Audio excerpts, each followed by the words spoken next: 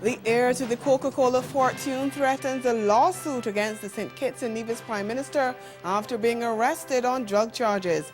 Our top story in Caribbean Newsline for Tuesday, May 14th. From the CMC News Center in Bridgetown, I'm Dawn Paris. Good evening. The St. Kitts and Nevis Prime Minister Dr. Timothy Harris is being threatened with legal action by the heir to the Coca-Cola fortune, who was arrested by local police on drug charges. Alki David says he will file a massive lawsuit against the Kittitian leader. He appeared in court on Tuesday on charges of possession with intent to supply, and importation of a controlled drug. David was arrested by the anti-narcotics unit at the Robert L. Bradshaw International Airport after a search of his private jet uncovered more than 1.3 million EC dollars worth of cannabis. He was originally released on $30,000 bail in order to surrender all his travel documents and report to a police station daily. But after his court appearance on Tuesday, the bail amount was increased to 300,000 EC dollars and the bail conditions adjusted as a result of new evidence submitted by police. But during a news conference on Monday, David claimed the plants on board his plane were all hemp and were related to his plans for a new legal cannabis business in the region. He and American businessman Chase Ergen announced last month that they had formed a consortium which specializes in CBD medicines and hopes to develop the legal cannabis market in Eastern Caribbean nations like St. Kitts and Nevis, Dominica, and Antigua and Barbuda. We get more in this SKN Newsline report. A billionaire investor who was arrested last week by the authorities in St. Kitts and Nevis plans to file a multi-million-dollar lawsuit against St. Kitts and Nevis Prime Minister Dr. Timothy Harris. Alki David was arrested on May 9th on 3 warrants for drug importation, possession, and intent to supply. Mr. David was arrested on May 9th when he was about to leave St. Kitts and Nevis on his private jet after visiting the country with his business partners to meet farmers on the island in a bid to begin a cannabis business on the island. One of the business partners, he disclosed, was arrested over the weekend and up to news time was still incarcerated. At a press conference on Monday at the St. Kitts Marriott Resort, Mr. David said when he arrived on the island, he brought hemp-based products and over 500 hemp seedlings, which do not fall under the category of illegal drugs. Additionally, he said he was allowed to bring these products on the island as he declared them before landing on St. Kitts. So I was arrested illegally. My people were arrested illegally. And I'll tell you why we were arrested illegally. So we put out a press release. We put out a flight manifest. We put out a radio call. We downloaded the form from the government site for import and export. We appeared at the customs gate with not 11 plants, but actually 550 plants, not 5,000 plants, 550 itty-bitty little seedlings, this high, 3 inches high, 550 of them in a box this big. And we have been tested ad nauseum by the authorities. Mr. David made some strong allegations, including an alleged meeting with Prime Minister Dr. Timothy Harris at the Park Hyatt Resort, which eventually led to the arrest of his business partner. I had a little meeting yesterday with Mr. Harris at the Hyatt Hotel. It was a very civil meeting, very polite meeting. I sat down opposite him. It was very, very nice. We sat and talked for 15 minutes. I left. I had been asked to do something I didn't want to do. So I left, and then Chase went in and started having a conversation with him. Then a bunch of witnesses who worked there at the Hyatt Hotel saw his guards pick Chase up and take him out. And the next thing we know, he's been arrested for drugs, for cocaine, which is ketamine, which is his medicine that has been taken away from him, and he's now languishing in a jail. So let me tell you, Mr. Harris, what's going to go down. There are 3 lawyers from London in the back room there, and they're going to take you down, sir. You don't do that to me or to my friend. While staying in St. Kitts and Nevis, the government says it has not yet decided on the way forward for allowing overseas-based nationals to vote in general elections in the Twin Island Federation.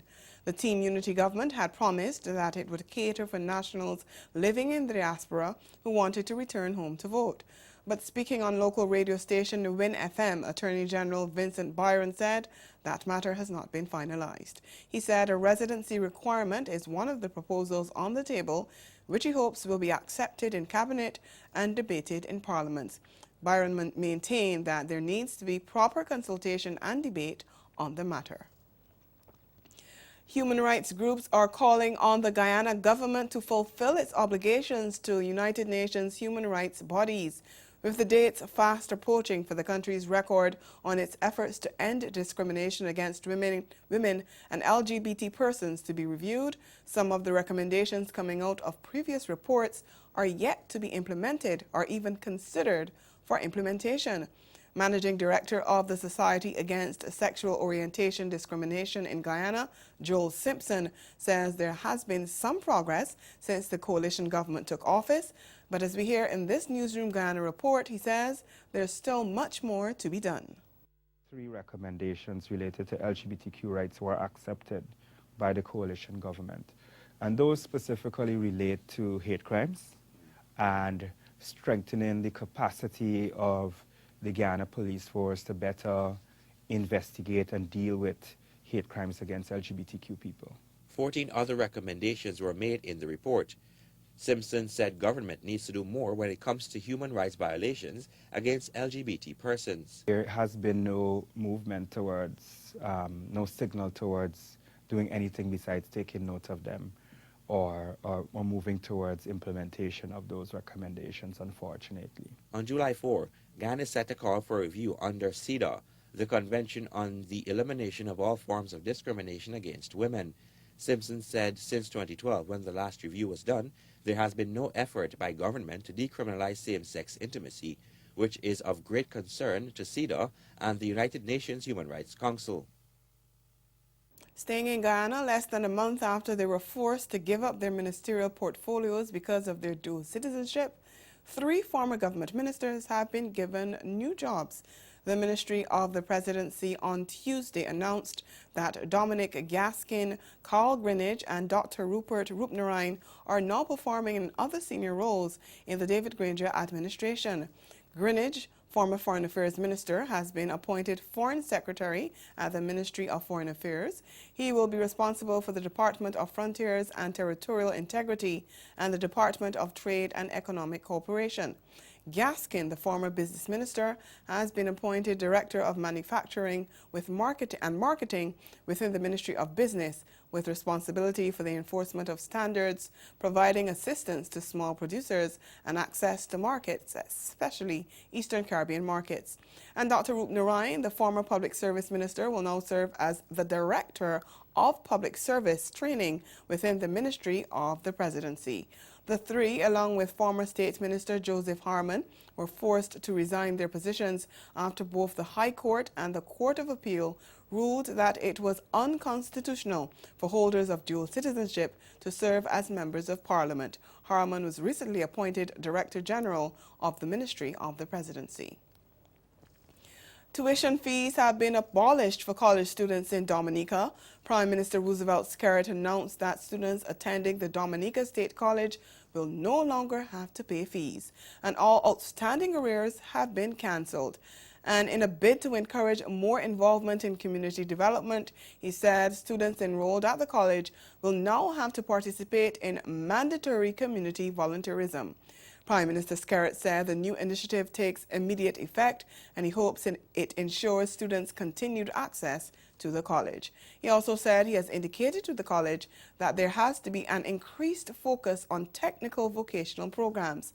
Skerritt said his government is looking to open up the college to employed people who find it difficult to attend school during normal working hours. Coming up in Caribbean Newsline, Jamaica's agriculture sector in need of as much as $1 billion to cope with the ongoing drought. We'll be right back.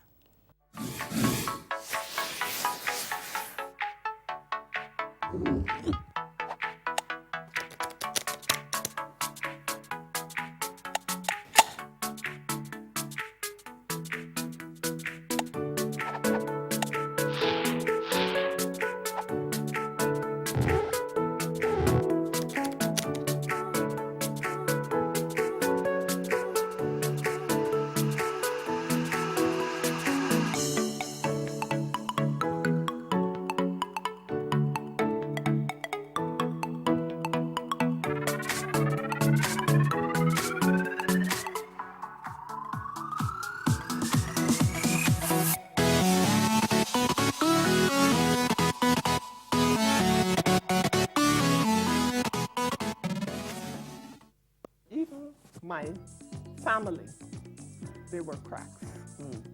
You know, I think if I'd gone back and had my own accommodations that I'm accustomed to, it would have been a different thing. But when you go back and you say, okay, I'll stay with family and so on, after a while they get tired of you, man. Face reality, you know. Or And you maybe get tired of being, them. yeah, you get know. tired of It's the bunking, same- so to speak. Yes. Yeah.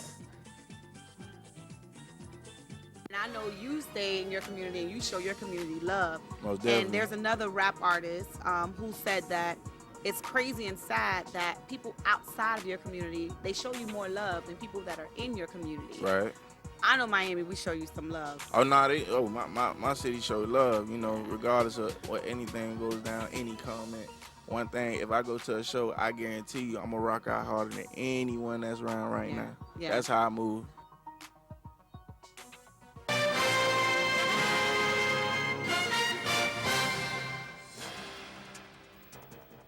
$1 billion Jamaica dollars. That's how much the president of the Jamaica Agricultural Society, Lenore Fulton, says the government would have to spend to prevent significant fallout in the sector in the wake of forecasts that sections of the island are likely to experience drought conditions for a protracted period. He says there needs to be a drought mitigation program for farmers who are grappling with the effects of the worsening drought situation. Fulton told RJR News the funds are needed to, among other things, assist farmers who create on-farm storage facilities such as ponds. A senior United Nations official has highlighted the importance of disaster risk reduction in the Caribbean amidst the threat that climate change poses to the region. Head of the UN Office for Disaster Risk Reduction, Mami Mizuturu, said 90% of major disasters are related to severe extreme weather events. She was speaking to CMC News on the sidelines of the 2019 Global Platform for Disaster Risk Reduction. The Biennial Multi-Stakeholder Forum was established by the UN General Assembly to review progress, share knowledge, and discuss the latest developments and trends in reducing disaster risk. The UN official tells CMC News this year's conference is especially important as it would determine whether countries are on track to meet next year's deadline for meeting Target E of the Sendai Framework for Disaster Risk Reduction 2015-2030. The Caribbean and the Pacific Islands and the islands in the African region, the SIDS, the small island developing states, they are facing an existential threat by climate change and all these extreme weather events. So for these countries, it is extremely important that the international community focuses at all levels on disaster risk reduction and not only focus on the importance of it, but also if it leads to the increased augmentation of international cooperation support towards this agenda, I think that is one big achievement. Grenada's debt obligations to PetroCaribe account for a significant portion of government debt. That's according to a report from the Ministry of Finance, which says that the government owes PetroCaribe $372.1 million, while the total debt stood at more than 1.9 billion EC dollars at the end of the first quarter of 2019. Recently, it was announced that PetroCaribe is not functional for several reasons, including the ongoing economic and political turmoil in Venezuela, where opposition forces backed by the United States are seeking to overthrow the Nicolas Maduro government. The ministry also indicated that more than 20 state-owned enterprises account for a significant amount of the island's debt. The Ministry of Finance said that at the end of the first quarter this year, the stock of total public debt was 60.7% of GDP. And over in the Bahamas, growth in the insurance and financial services sectors contributed to an increase in the gross domestic product in 2018. That's according to the latest figures released by the National Accounts section of the Department of Statistics. We get the details in this ZNS Network News report. The country's gross domestic product rose slightly in 2018, with preliminary results from the Department of Statistics revealing a GDP of $12.424 billion in nominal dollars and $10.763 billion in real dollars. That represents a 2.3% increase in nominal growth and a 1.6% increase in real growth compared to the same period in 2017. National Accounts Supervisor in the Department of Statistics, Tira Newbold, shared details at a press conference Monday. In 2018, 9 of the 17 industry groups contributed to the overall increase in real GDP. However, increases in real estate, wholesale and retail trade, accommodation and food services, and financial and insurance services were the leading contributors. In the real estate sector, real value added increased by $16 million. The wholesale and retail sectors grew by $43 million. Accommodation and food services industry grew by $253 million collectively, that Newbold says was spurred by the 7.9% rebound in tourist arrivals from 2018. The financial and insurance sector also grew by $42 million. Ahead in Newsline Sport, West Indies aiming to break their jinx against Bangladesh in the final of the Tri-Nations Series. Stay with us.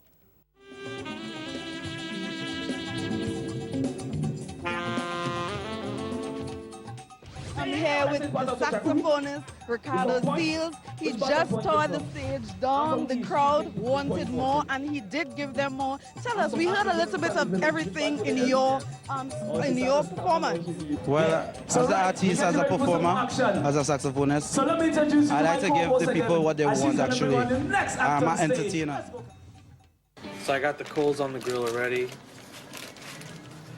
and we're just gonna start getting this stuff ready. So we've only got coals on one side of the grill, and basically we just want to get a nice sear on testing it with the thermopen from Housmile or Housmile. And today we're going to be eating it with some rice and peas and some steamed cabbage. So you can see the jerk chickens off the grill. The world's debt is 184 trillion US dollars. That's about 86,000 US dollars per person. Join Linda Tessar, the Central Bank of Barbados 2019 Distinguished Visiting Fellow for the 6th edition of the Caribbean Economic Forum, as she helps us understand just how in a world of rising debt, we in the Caribbean can stay afloat. Follow this important live broadcast of the 6th Caribbean Economic Forum on social media and on radio and television in Barbados and across the region. Thursday, May 23rd at 8 p.m., 7 p.m. in Jamaica. Visit www.centralbank.org.bb for more information.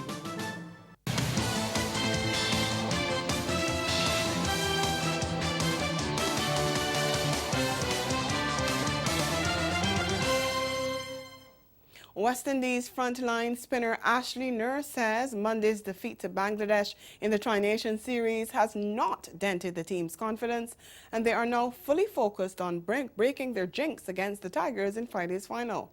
The Caribbean side went down by 5 wickets at the Village following their 8-wicket loss to Bangladesh in their second game of the tournament last week. They have now lost 6 of their last 8 one-day meetings with the Asian side within the last 12 months. Nurse spoke to CWI Media after the match.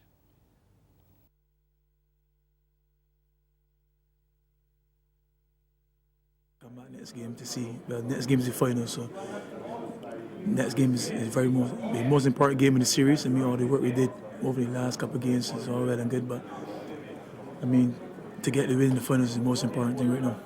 Yeah, it's a tournament where the finals is the ultimate goal. So they've gotten better of us in the last 2 games, so that doesn't mean anything. We have to turn up on Friday and try to do the work. Nurse, who was the Windies' best bowler on Monday with 3 for 53, said it was important not only for his side to bat well, but to put pressure on the Bangladesh middle order, which is yet to be really tested. I think if we can get some more runs on the board, first and foremost, and then the bowlers have a easier job, because as I said before, the wickets are really easy pace though. So it's a case where we have to be on the ball as a bowling unit, build some pressure in the field and put them on some serious pressure and get into the middle order. As 2 games have passed and we haven't really gotten into the middle batsmen, sorry. So if we can get into the middle of the batting order, I think we'll be in with a good show. First ball of Friday's match bowls at 10:45 a.m. local time. That's 5:45 a.m. Eastern Caribbean time, 4:45 a.m. Jamaica time. Ghana Amazon Warriors have signed West Indies left-hander Nicholas Pooran as their marquee player for the upcoming Caribbean Premier League season as they bid to lift their maiden title. The 23-year-old Pooran is one of the young rising stars in the 2020 arena, having played 11 times for West Indies and scored 2 half-centuries.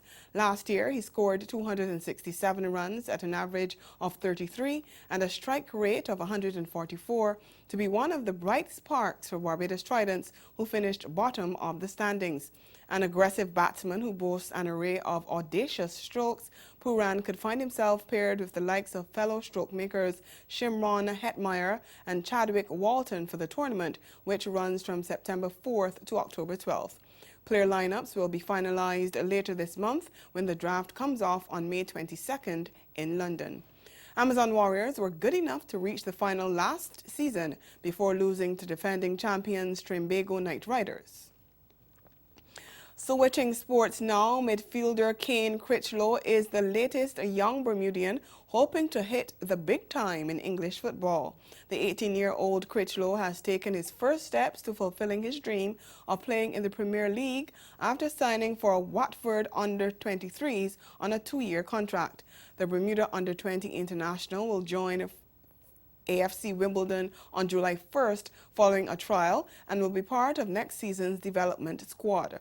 Critchlow, who has captained his country at under-17 and under-15 level, said he's very excited and it has always been a dream of his to sign in the Premier League. Academy manager Richard Thomas said Kane has shown great attitude combined with top quality, technical quality in his time with them so far, which suggests he can go a long way. Watford finished 11th in the just concluded Premier League season. Two-horse racing now, Barbadian Patrick Husbands put to rest any worries about his fitness when he produced a smooth ride aboard a 3-1 chance Speedy Soul to win the $125,000 Fury Stakes at Woodbine Racetrack on Sunday.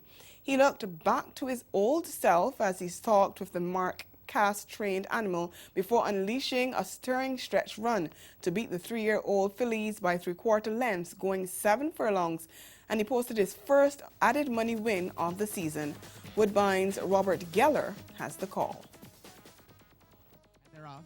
Great start. Artelina right there prominent, with Intanga Rose showing good toe today. Intanga Rose takes the lead. Up on the inside, Silent Mistake has gone to second.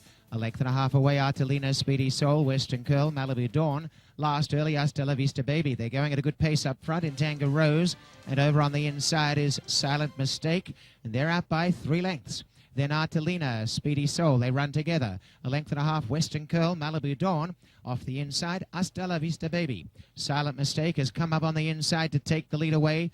Intanga Rose relaxing on the outside inside the half mile. Only a length away is Speedy Soul, and then Artelina, 3 wide, Western Curl joining in. Malibu Dawn second last. Hasta La Vista Baby is last.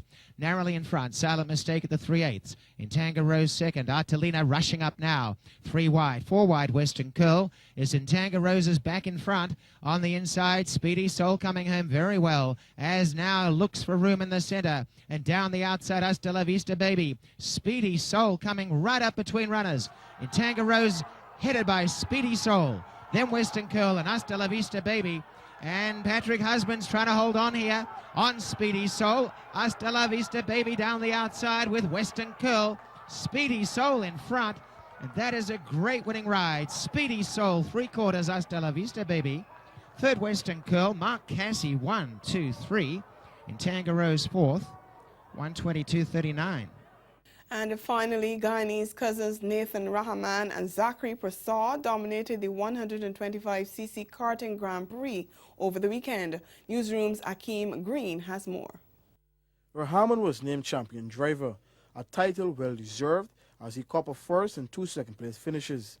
In the process, he delivered on a promise by upstaging the talented Jamaican Tommy Gore, who went away without a podium spot. The big action came in race 2. With 50% of the grid inverted, Gore took to the front early, followed by Rahman. He was hunted aggressively by all. But just a reminder, Prior to the event, Rahman stated they won't allow Gore to take the top spot. It seemed Rahman had to swallow those words, with Gore not relinquishing the lead until the final turn. Rahman was pressing hard for an opening that came on the final turn before the checkered flag dropped. Gore went just a little wide, and with a gush of speed, Rahman forced through and sped to the cherished victory. Gore crashed into the tire wall and pushed his kart for a 7th spot. Zachary got 2nd and Raina Prasad 3rd. Well, I feel good about today. Champion driver overall. It was a good day. And that's the sport. We'll be right back.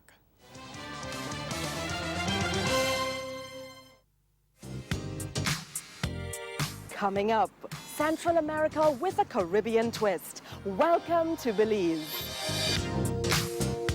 It's a tasty tour with some satisfying stops in Barbados. The excitement of Caribbean Week New York with touches of art and music. It's all next, right here on Caribbean Passport on this station.